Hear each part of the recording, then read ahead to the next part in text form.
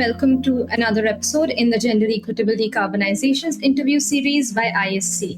In today's episode, we will be talking about financing climate action with a gender lens. We will discuss about transformative actions and emerging trends that address both climate change and gender disparities. Our expert on the show today is Ms. Motuchi Sengupta, who serves as the Chief of Capital Mobilization at AVPN. She plays a major role in directing resources towards impactful initiatives across Asia. She has an extensive background and in the past has been associated with organizations such as DFID, MacArthur Foundation, Oxfam India, and more recently Co-Impact, where she served as the Asia Regional Director. She brings a wealth of experience in driving strategic partnerships and fostering inclusive climate action. We are thrilled to have you with us today, and we look forward to exploring the challenges and opportunities at this intersection of gender and climate action. We believe your experience of working with different financial entities, be it philanthropies, bilateral organizations, and AVPN in leveraging finance to drive positive change makes you the perfect fit for our episode. Thank you for joining us today and welcome to the show. Thank you, Smita. I'm so glad that this topic has come up and really looking forward to our conversation. So throughout most of history, we find that women's voices have been largely absent from public discourses. While many of these periods actually brought about advancements and developments, we also saw that there were perpetuations in gender disparities, with women frequently being marginalized from economic and social progress. In the 21st century, as we talk about climate action and energy transitions, we are more cognizant of some of these mistakes in the past. At the same time, we are also trying to make amends, and we find ourselves talking about inclusive and equitable climate action and a just energy transition. While there is a lot of discussion around this, we find that progress in these particular aspects has been considerably slow. This is also reflected in climate finance data, which shows that only 0.01% of finance is currently flowing to projects that address both climate change and women's rights, highlighting a critical gap. With the historical trends, with the historical background, the current trends, and our net zero goals as well as the 2030 agenda, it would be great if you could share your thoughts on the climate and gender nexus, and maybe, if possible, you could share an example of a project in the past where maybe climate solutions have also helped in advancing gender equity. Thank you so much. Hearing you speak about looking at making inclusion a centerpiece of any action that we try to adopt for climate action, I'm reminded of a quotation which I thought was very powerful, which was about saying that even in silence we speak. And so, if you look at the presence of women in this whole action on gender, in many ways it's been a silent one. But if you go down one step below, you will see that the impact of climate change has been far higher on women than otherwise than on the population groups overall as such. And so it really doesn't make any business sense, honestly, to leave them behind for any action that addresses climate change as such. But that's easier said than done. And as you rightly pointed out, and this is not something which has automatically happened. What has happened instead is that we have typically followed pathways which are fairly isolated and sort of disconnected from looking at the reality of the population breakdown. And we've sought to find solutions for climate change which don't necessarily are sensitive to the needs of women specifically. This aside, if you see the impact of climate as such, whether it is looking at the incidence of droughts or flooding or cyclones, and also the changing weather patterns as such, the impact is much higher. So how do you actually consider working on solutions which are really quite tone deaf as far as women are concerned? But unfortunately, a lot of our responses have been like that. I think increasingly people have been waking up to this anomaly. And when I say people, I'm talking about funders, about non-profits, and also policymakers and actors in the ecosystem who really want to see a long-term impact in the space as far as climate action is concerned. And several of them have now taken measures to ensure that women can have a proper role within the response spectrum that we are talking about. So, just as an example, I mean, I think especially on adaptation finance, especially on building resilience, women have started playing a much bigger role. So, if you're talking about the smallholder agriculture farmers in India as such, I mean, most of them are actually women who are managing the small farms as such, and so involving them in finding climate responsive agricultural patterns, I mean, makes total sense. And now there are examples where this has been tested and tried, whether it's Telangana, whether it's Karnataka, whether it's even Orissa. I mean, there are several examples, and in Bihar for that matter, where there are several examples in place where women are now increasingly participating in this action. Yeah, so I think it's a story which is set to change, and I hope this trend continues, and we hope to see much more action here. Thanks. Yes. So you just talked about how you have actually witnessed the change in the climate finance landscape over the years. So do you think like there has been a change in the manner in which gender is now being integrated in projects, in climate projects now, as opposed to earlier? Yeah, I think, gender is an important piece as such. And in some ways, it cuts across horizontally throughout, really. I mean, so when you're talking about finding a response, it's really important to figure out where do we find women in this particular space. So any action, when we are trying to draw boundaries around that, I mean, the three major pillars which you would consider is to look at population groups, the particular theme, and looking at the geography as such. And you would find women sort of in all three areas as such. And how do you ensure that 50% and more of the population participates more effectively in climate action as such? So how do you make that happen? I mean, I think the starting point is to look at the status of women in that particular space as such. That forms the baseline, and the more you're able to sort of build in their presence, their participation, their action in creating responses, the higher the chances of sustainability, the higher the chances that you will find solutions which are contextually relevant as such. Otherwise, it just seems like trying to build a house with some key pillars going completely missing. So how do you ensure sustainability as such? I mean, and this is something that I think is come back to policymakers and funders quite significantly. You're talking about baseline data, and that is, of course, the starting point. But we do find that we do not have enough data points to actually build on our projects. So, do you think that our projects should inherently have a baseline data component in themselves to make sure that we are able to track the progress better by the end of the project cycle? That will help us map both the climate and the gender components? Certainly. I mean, I know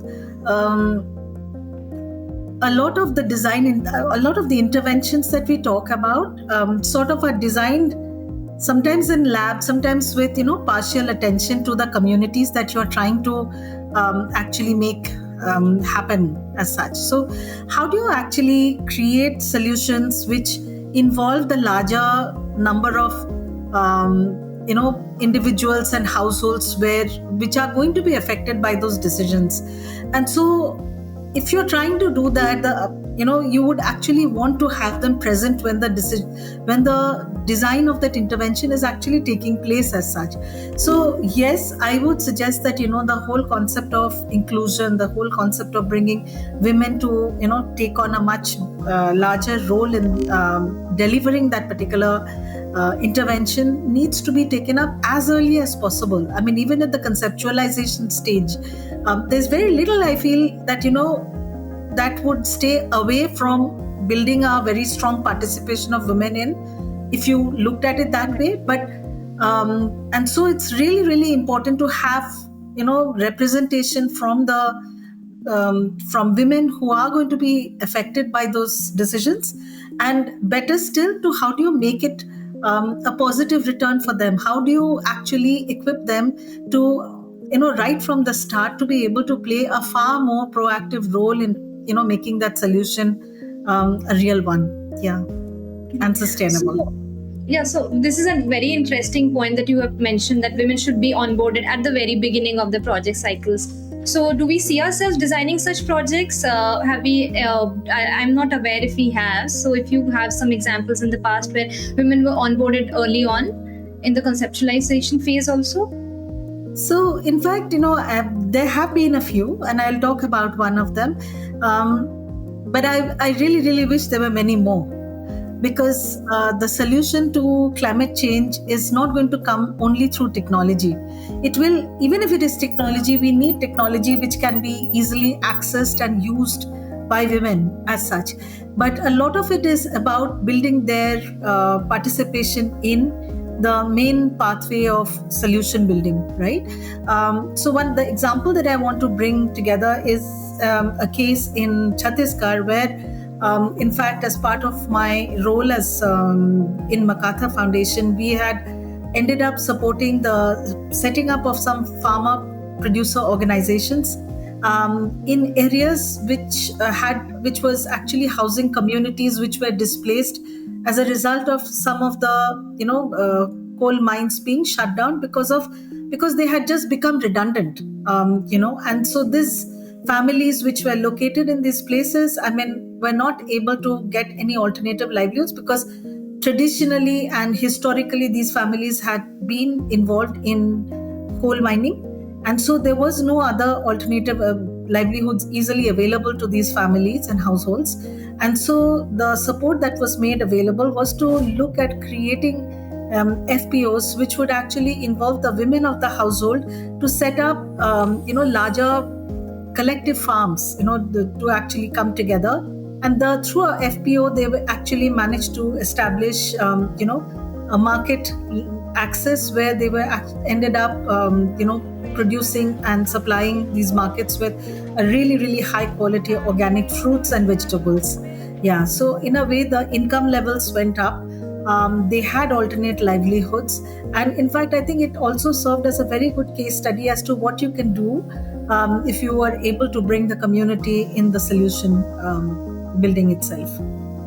Yeah. That's a really impressive case study. Were there any similar case studies or similar projects in other states also, given its success? Yes. For instance, the Mahila Housing Trust of Gujarat, for instance, I mean, they are actually working with groups of women to provide them with skills which would enable them to access livelihoods which are unlikely to get affected by climate change. So that's there. Then there is Seva, which is also supporting FPOs for women. Similarly, in Gujarat, in Uttar Pradesh, in Bihar. So there are other case studies where we see a much higher level of participation. There are case studies where women have come together in collectives where they are actually taking up the management of RE farms, setting up RE farms. If you're taking the case of the Barefoot the organization in Rajasthan, the solar mamas, as they're called, they are actually doing a tremendous amount of work to create the level of understanding and skill building of women in those villages to be able to participate in the country's renewable energy journey. So there are a lot of good examples if one goes around to look for them. And yeah, I am very hopeful that there'll be much more of this as we go forward. In fact, the Solar Mamas program goes beyond India. I believe there's a partnership with the Ministry of External Affairs where they also train women from African countries in managing solar equipment. So yes, a very, very, very great example from the mitigation sector. Now, looking at financing, we definitely agree that we cannot have climate action without climate finance. But do you believe that in a standalone manner, if we look at only climate finance, will we be able to address all other social issues at hand? Or do we need to take on board other approaches or frameworks like such as gender analysis or gender audits that can help in catalyzing progress in this particular area? So that's a very good question, Smita, because one of the things that I feel that we are currently witnessing is lack of adequate pipelines. And when I talk about pipelines, it's pipeline of institutions with where investors can come and invest. It is pipeline of funders which community and groups of women can access to fund their solutions as such. So how do you make that connection happen in a way that it becomes the process of flow of finance becomes an easier one? Finance is one of the most important resources for any change to happen. So I mean, it is not the only one, there's no question about it, but it's definitely a very, very important resource to have in mind when you're talking about action against climate change. But how do you actually use the finance that is available in ways that is optimal and that's actually minimizes these disconnects? And I think there is a lot of work that needs to be done to be able to create that level of awareness, understanding, and interest in inclusion among financiers, funding agencies, as much as organizations from the ground, which can actually do tremendous amount of work with the communities that they're involved with. But there is actually a huge communication gap. The world of finance is still very, very driven by the words, the phrases, and typical understanding of how finance flows as such. So how do you unpack that language in a way that these organizations from the community, which are community based as such, can actually understand and start engaging with? And similarly, what the community based organizations do sometimes is so powerful, and most of the times it's so powerful. How do you take that back to the financiers in a language that they are able to easily understand? So I feel that there is a lot of work that needs to happen between the two parties, and I think there's a lot that non-profit organizations or intermediary organizations can do to bridge this connect. So when we're talking about taking the community level information to the finances, do you feel that this communication can be very highly data driven? If we do have stories of change like the ones that you shared, or the kind of work that other organizations are doing, giving them plausible information, giving them the kind of role and the kind of value that women bring to projects and climate projects especially, would be a convincing would be a convincing factor to make sure that climate finance flows towards these flows to such projects and takes on a gender or an inclusivity angle? So I feel that end of the day, any investment happens really because investors believe in the story of the organization that they're about to invest in, and so I think it's the need for a personal connect there is still very critical. I know there are data-driven models which are currently in the market, and there is going to be increased availability of such options where typically the community level outputs and outcomes will be put out in dashboards and marketplaces where you can actually have investors come in and put in their funding as such. My personal belief in this is that there still needs to be a community connect, a personal connect with that story as such. And so it is, I feel, still going to be a little difficult to mechanize all this, but we can definitely simplify the process. There could be ways in which investors and financiers can actually start working to simplify their understanding. And similarly, the community-based organizations can actually go steps further to be able to come out of their comfort zone of saying, okay, fine, we're doing good for the community, but how does it look like from the lens of a market investor? So unpacking that story is going to be important. But I think we will need to get onto that journey pretty soon. This was also interesting to hear. How do you feel social impact investing or impact investing can play a major role, or how does it fit in this particular conversation that we are having right now? Because it is also trying to have social and environmental benefits on the ground. So does that fit in, and how does that take into account the learnings from the ground and convincing investors?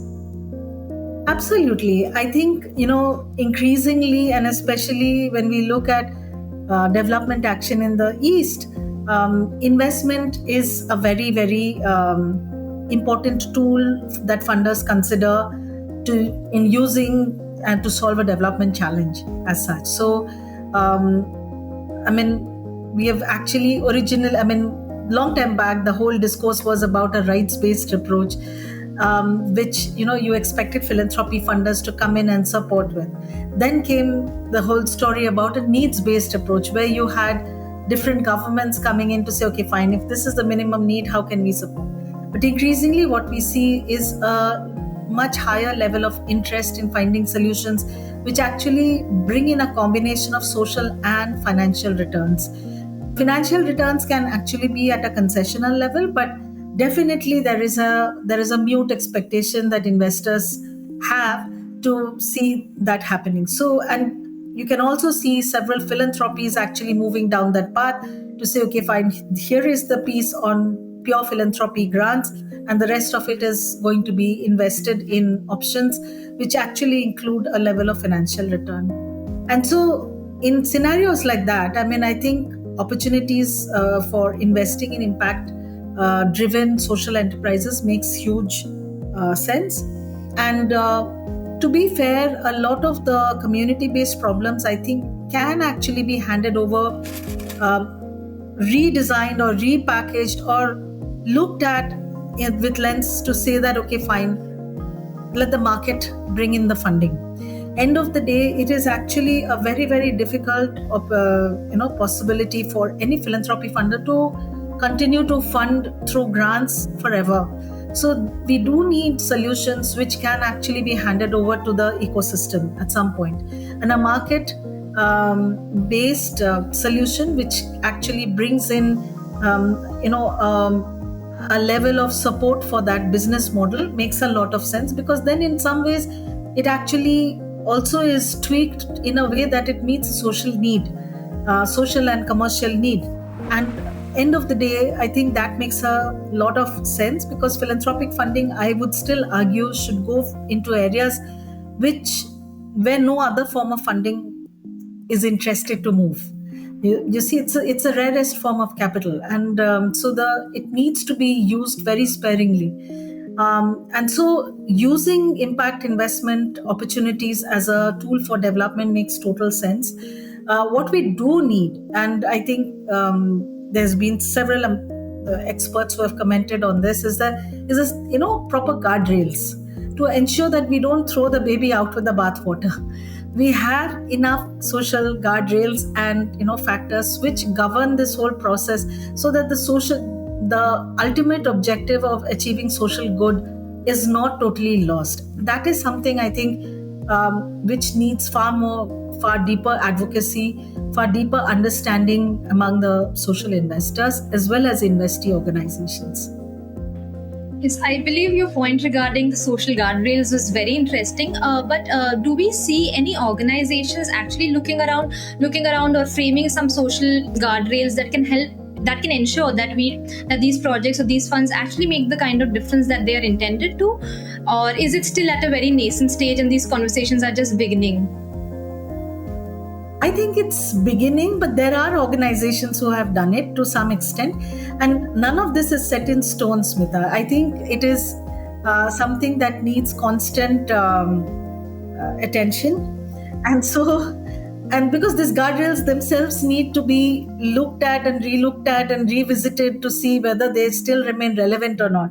What I think is really important is maintaining your social intent, to ensure that end of the day, you profits make sense, but not disproportionately high profits at the cost of communities or whatever. But this is my own understanding and my own belief that it is possible to do that. I think much more needs to happen in that space, in terms of creating those social guardrails, and also looking for appropriate grievance redressal options in case those guardrails are misused, right? And it's a difficult one, and it's a difficult one for policymakers as well, because with any enterprise development journey, if you end up sort of choking the process or becoming too restrictive or regulated right at the beginning, it really affects the impact of the organization as well. So how do you actually ensure that you meet the basic minimum social objectives in a way that is not too intrusive? That's very important. So yeah, I think, but there are organizations, whether it's a Haq Darshak, whether there are others, where you have a limit to say, okay, fine, this is how I'm going to conduct my business. Where yes, there will be social and there will be financial returns, but not totally at the cost of social returns. I completely agree about how these social guardrails need to be flexible enough to make sure that the businesses are also not choking, and also to make sure the kind of impact that they are intending to. At the same time, I think when they are framed, they also need to take into the local context, the local socio-political or cultural context as well. So again, a very tricky situation that probably policymakers and organizations need to be careful about when designing them. So yes, I think it has been a great discussion with you, and we've touched upon various topics. We talked about how this whole conversation has happened in the past and what are we expecting in as we move ahead. We also talked about different kinds of changes that we saw, how gender should be cross-cutting theme across projects, and then we talked about social impact investing as well as finance not being the only tool. So I think this has been a very productive and a very enriching conversation. I feel I've learned a lot. Thank you so much once again for your time, and we'll stay in touch. Thank you so much. Thank you so much, Smita. I really enjoyed having this conversation as well. Thank you for your questions. Yeah.